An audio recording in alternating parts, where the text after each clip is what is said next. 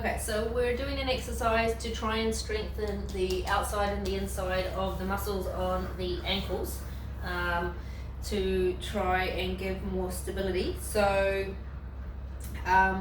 we have 4 levels of this exercise. So the basic technique, level 1 is that you need to hold on to something, whether it be a wall or a chair or something that's stable. Ideally you want to be doing this in front of a mirror so that at least you can see your feet in the mirror in front of you, so that we don't have to look down at our feet, because what we're wanting to do is we want to go up onto our toes, and as we go up onto our toes we want to keep this alignment between the thigh, the shin and the foot all in one level. We don't want to go a sickle out here on the outside of the foot, and we don't want to put too much pressure on the inside of the toe, on the big toe. So we want the pressure across. The main thing is that we want the pressure across all 5 toes, and this alignment here is good so the knees aren't coming in either. Okay, so that's the technique that we're looking for. So the actual exercise is bend the knees, level 1, touch holding something, go onto your tippy toes, keep that alignment, straighten the knees, lower the heels.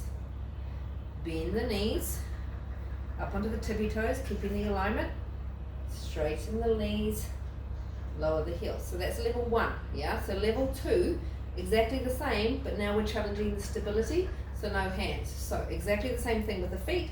So bend, tippy toes, control the ankles, straighten.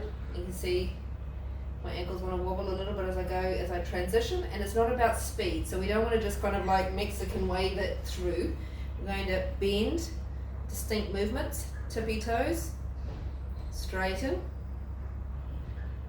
lower. Level 2. Level 3, one leg. We've now got 100% of the body weight, and the exercise is exactly the same, but what you have to monitor when you're on one leg is now that not only do you have this alignment through your foot, that the headlights or the bony bits of your pelvis here are facing forward, so that when you start to do something you're not twisting and cheating from your hip. You don't have to worry about that so much when you're on 2 legs, because the other leg acts as a stabilizer. So then same thing, go back to holding something, bend, tippy toe, straighten, lower, bend, tippy toe, straighten, lower. And level 4 is exactly the same thing, one leg, 100% of your body weight, no hands. And this is quite hard, yeah? You can see how hard it is for me to lift my ankle up. So bend, tippy toe, straighten, lower, and then come back down.